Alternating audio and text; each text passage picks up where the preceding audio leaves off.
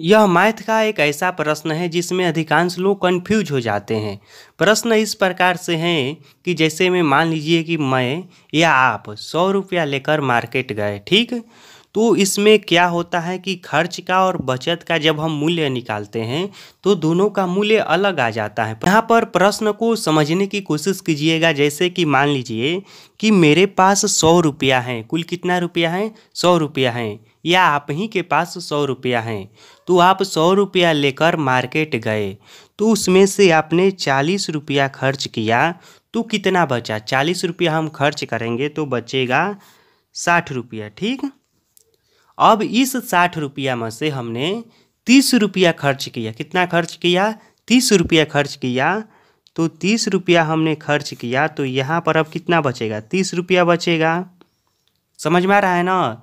फिर इस 30 रुपया में से हमने 18 रुपया खर्च किया, 18 रुपया का कुछ खरीद लिए, तो अब कितना बचा? तो 18 रुपया को हमने खर्च किया 30 रुपया में से, तो अब बचा हमारे पास 12 रुपया, ठीक। और फिर अंत में कुछ हमें मिल गया खरीदने को, तो हमने इस 12 रुपया का कुछ खरीद लिया, तो अब हमारे पास कितना रुपया बचा? 0 रुपया बचा, ठीक। और इस तरह से हम देखते हैं तो देखिए यहाँ पर यदि हम इस टोटल अपने पैसा को जोड़ते हैं, हम 100 रुपया लेकर मार्केट गए थे ना, तो अपना कुल पैसा को हम जोड़ते हैं तो देखिए कितना आता है। 8 2 10 का 0, फिर यह 4 3 7, एक 8 एक 9, एक हासिल है तो हो जाएगा 10। तो यहाँ पर हो जा रहा है 100 रुपया। हम जितना रुपया लिए थे उतना रुपया आ गया। लेकिन इस बचत में ज़रा ध्यान दीजिए, देखिए यहाँ पर क्या हो रहा है, 0 0 2 0, इसको जोड़ेंगे तो आएगा 2, आएगा ना। फिर देखिए 6 3 9 1 10, तो यहाँ पर हो जाएगा 10। तो यह क्या हम देख रहे हैं कि अंतर आ जा रहा है। यानी कि हम 100 रुपया लेकर मार्केट गए थे, जिनमें से हमने खर्चा किया 100 रुपया और उसका हिसाब इधर निकालते गए तो आ जा रहा है 102 रुपया। तो ऐसा क्यों आ रहा है? तो इसी डाउट को मैं आप लोगों के साथ क्लियर करने वाला हूँ। तो देखिए रियलिटी क्या है। रियलिटी यह है ना कि खर्च का और बचत के साथ कोई संबंध नहीं है। जी हाँ, इन दोनों के आपस में कोई संबंध नहीं है, इसलिए दोनों जगह पर अलग अलग अंक आ रहा है। देखिए खर्च का किसके साथ संबंध है? हम 100 रुपया लेकर गए थे ना, इसी के साथ खर्च का संबंध है। तो हमारा 100 रुपया था शुरू में, तो अंत में हम टोटल खर्च करते गए तो 100 रुपया इसीलिए बचा है, या 100 रुपया का खर्च हुआ है। लेकिन इस बचत में देखिए यहाँ पर अंतर आ जा रहा है। क्यों आ रहा है? तो इन दोनों का आपस में कोई संबंध नहीं है। जिस तरह से एक आम होता है और एक सेब होता है, दोनों का अलग अलग फल है ना, उन दोनों का आपस में संबंध नहीं है।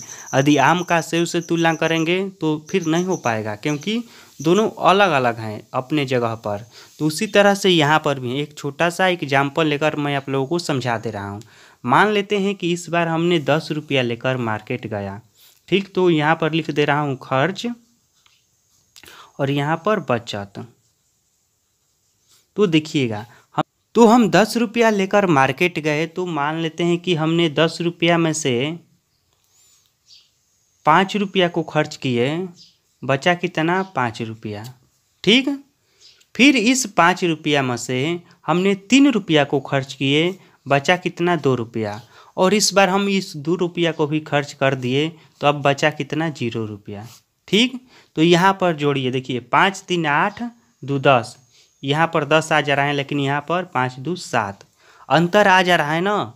और यह अंतर जानते हैं क्यों आ रहा है?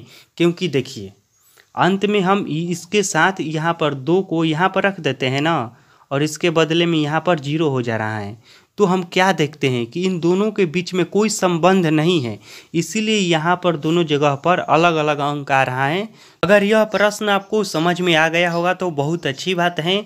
अगर नहीं आया होगा तो एक बार फिर से इस वीडियो को देख लीजिए और अपने आप से सॉल्व करके देखिएगा, आपको अच्छे से समझ में आ जाएगा। वीडियो को देखने के लिए धन्यवाद।